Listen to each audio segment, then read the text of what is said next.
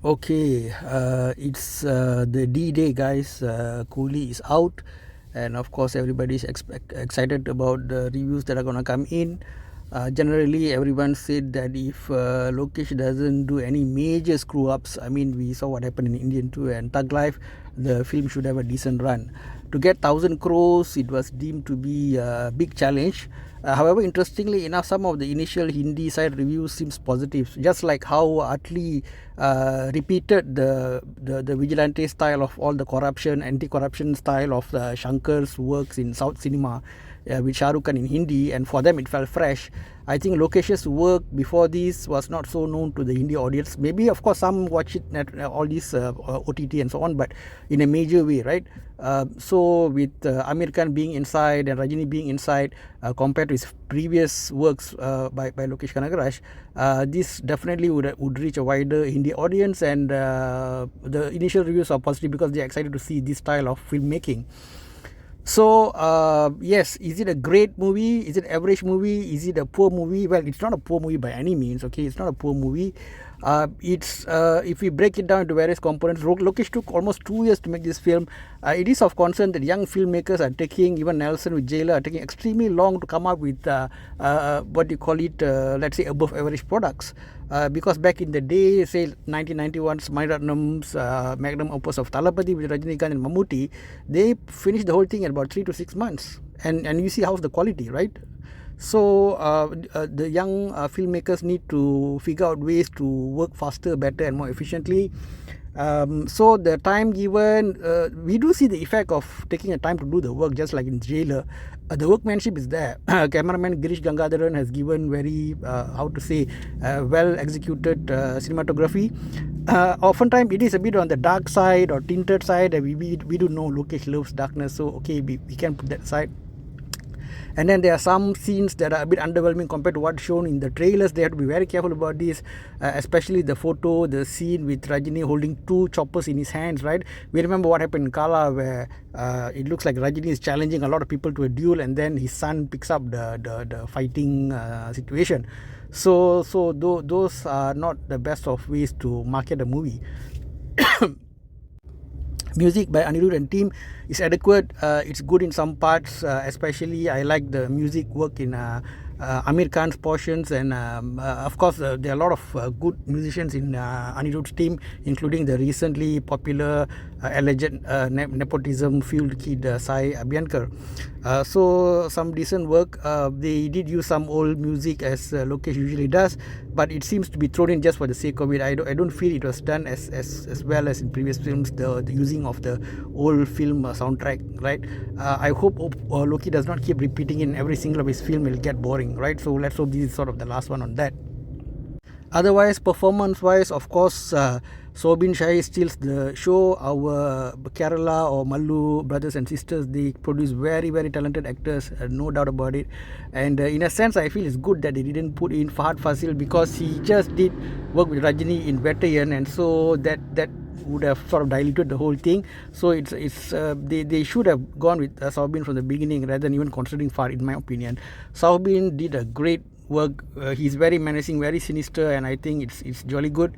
Of course, some things were leaked, unfortunately. Remember in shooting a few months back, they leaked the Nagarjuna scene. That was a very critical mistake. But however, it was interesting. So they try to give lots of twists. Karthik Subbaraj comes to mind here, and sometimes I feel the plot is unnecessarily complicated, convoluted, and they don't need to have all this messiness. To me, for me, a simple entertaining Rajini movie can have just a simple storyline and light laughter, all this kind of thing, like Muthu, for example. When did Muthu come on, 96 or something like that, or even recent Jailer, it wasn't horribly convoluted, right? So putting in twist and complex screenplay just for the sake of it, I think it's not needed. However, having said that, of course, Loki and his writing team is doing somewhat decently this time. I mean, they didn't go crazy with human sacrifice and all that they did in Loki, Vijay's movie Leo.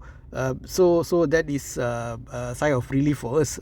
So the writing is okay, not the greatest. If you compare with films like Maharaja with Vijay Sethupathi and Nikilan directing it, that was of course on another level, although inspired somewhat by a Korean film.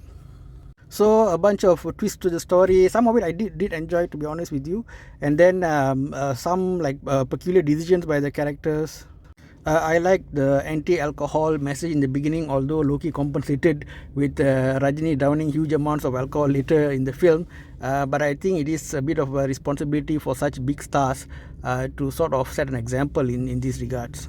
Otherwise, dance performance were adequate. Satyaraj felt a bit underwhelming in a role. If he'd been like a villain, maybe it would have been a lot better.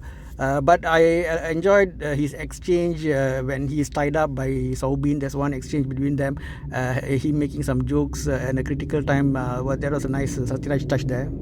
I enjoyed the fight scene where Rajini shows a bit about to the girls how to protect themselves, and that was done quite, the usual Rajini's mix of action and comical effect. That I think was nicely done. That was Loki showing he knows how to say work Rajini to make the audience enjoy themselves. So those are the directors who know how to use Rajini. But comedy and lighter moments are few and far between, although we really welcome those portions where it's present. In terms of elevations of the guest stars who join in the movie, whether it's the villain Nagarjuna or Aamir Khan or Upendra for that matter, it's okay, it's not bad, but it's Nelson seemed to have done it better, or maybe because it was fresh when Nelson did it. To us it seemed that the way his slow-mo, the style that Nelson did with Mohanlal and all was better than Upendra, although Upendra does have his hand clapping moments, but still I felt Mohanlal was done better by Nelson. Also, the trope of villain making Rajini do his bidding by hostage threatening and all also done in Jailer, so it seems a bit very close together. I mean, Loki knew that Loki definitely watched Jailer, so he could have avoided those very similar things. Of course, the scenes of cigarette smoking and multiple heroes doing it with like a same frame again, they're trying to do it for people clapping hands, but again, I mean, I don't want to sound like a old man or annoying person, but yeah, the cigarette smoking thing is of concern to young people. But okay lah, that scene was we can say okay, it's part of this one. Aamir Khan, yeah, maybe Loki had to make him different, not like Rolex, because Rolex was so famous. So he tried to give him some comical element, and that seemed to water down Aamir's effect a bit as a threatening actor in the film or player in the film. Nagarjuna did quite well, actually, quite well.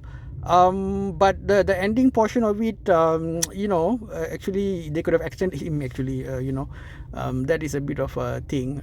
But of course, I never in my wildest dream I thought in my life over all these years of watching Hollywood films that I would see Rajinikanth and Nagarjuna go at each other like that. Imagine if you were a kid, 80s, 90s, 2000s and all, would you ever imagine Rajini and Nagarjuna like going at each other, fighting, punching, all these kind of things, right? That's like so surreal for me. I sort of enjoyed that. I like the fact that when you bring in very experienced actors from different industries, they bring their own flavor to the film if used correctly, so they can really add to the richness of the film. The soubin was used well, Nagarjuna was used decently well.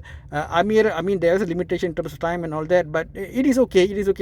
We were interested to see how much further they could explore, and of course, all as in all current directors, Loki has given an ending where there is like some kind of room for part 2 with the certain kind of dynamics playing out between the actors. Some of the female characters is one is like a victim, one is like a super villain, seems to follow a trope as well, like something reminding you of like an Agent Tina kind of character. Overall, Coolie is above average, and with the hype, I think it should do decent business. Thank you.